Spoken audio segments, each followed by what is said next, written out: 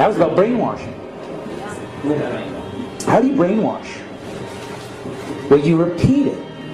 You repeat the same thing over and over again. You know if somebody's resisting the concept, if you keep fucking repeating it, after 6 times, they'll incorporate it in their brain. They may not agree with it, but repeat it another 1,000 times, they'll start saying it. A plane. None of it makes sense. The problem is that we're taught as children, this ball earth lie. And, you might ask as a child, what about the people in Australia? They're standing on the bottom of the globe, won't they fall off? And your teacher says, no, gravity. And you go, oh, okay. And you never go back to that question. University institutions, physics, the Royal Society in London, that supports NASA, Newtonian physics, why objects move on a ball spinning 1,000 miles an hour while it's going 26,000 miles around the sun. It's basically the model we accepted right now. I don't feel it's spinning 1,000 miles an hour right now. Oh, that's because of gravity. Hey, gravity, what's that? That's the thing you can't feel. Oh yeah, can you prove that in an equation?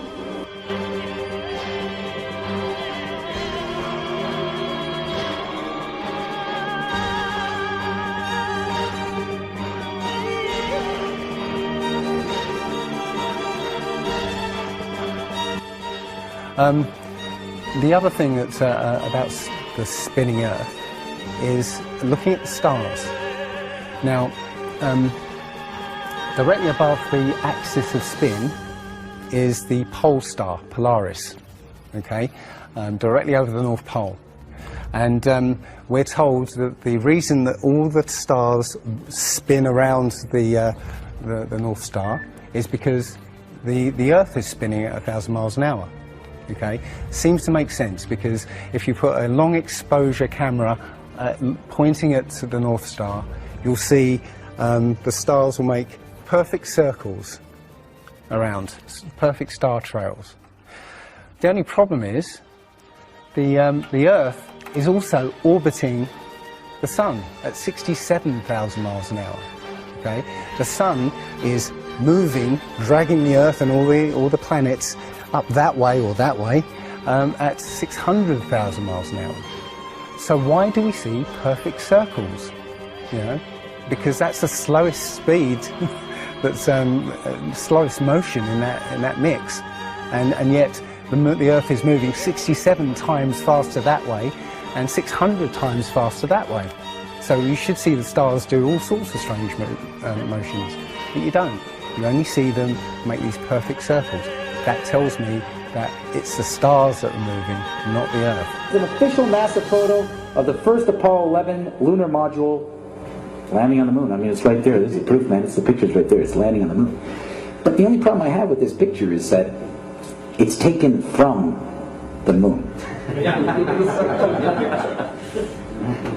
I don't know what the big deal was with being the first guy on the moon. It seems the camera crew was already there. A fucking tripod. Camera A, B, C. Back in the 60s, I mean, I know people who believe they saw the landing on the moon because they heard it on the radio. There is so much to this. As I said, if you start looking and asking questions about the very basic things, you'll find that the answers you were given as a child just do not make sense. So the idea there is that it must be a globe because the sun. If the sun's here, then it's got to be dark on the other side. Well, the thing about the sun is that we're told it's 93 million miles away. It's not. It's actually something around 3,000 miles away and about 34 miles across. That might sound really crazy, but if you look at look out on a day that's got broken cloud, you'll see that the sun rays will come out at an angle. Most people have seen this. The rays come down at angles. If the sun was 93 million miles away, then all the light will be coming parallel. So if you imagine, there's no way to show 93 million miles, but something way over there, all the light that reaches this globe will be parallel. There's no way that light can come that far and spread out like that. Now, if you follow those light rays, you'll see exactly where the sun is. And as I said, it works out to be about 3,100 miles. Now, if that's the case, and the sun is circling over this flat plane,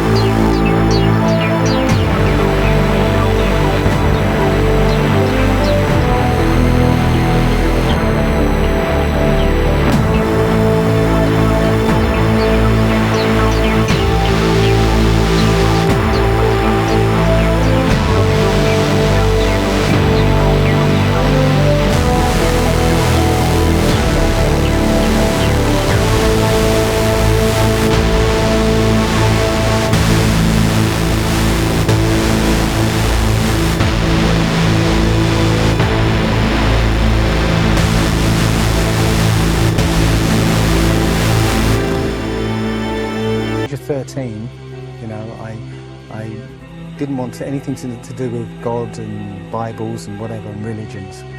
And now I know for a fact there is a creator. I've seen his fingerprint, you know, not just with the flat earth.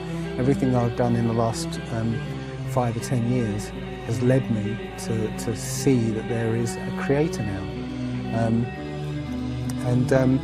And there's a great many people out there who have had exactly the same revelation as I have. And it is. I'm now following the commandments and trying to be the best human being that I can be, because I think it was a guy called Kent Hovind who said there are only two possibilities. Either there is a God or there isn't. And both of them are terrifying. Yeah. If there isn't a God, then nobody's in control. We're hurtling through space, and there's no plan, and there's no nothing, and you know, that's terrifying. If there is a God, then we'd better find out who he is and what he wants and do exactly what he says. And it turns out that he gave us very specific instructions on how to live.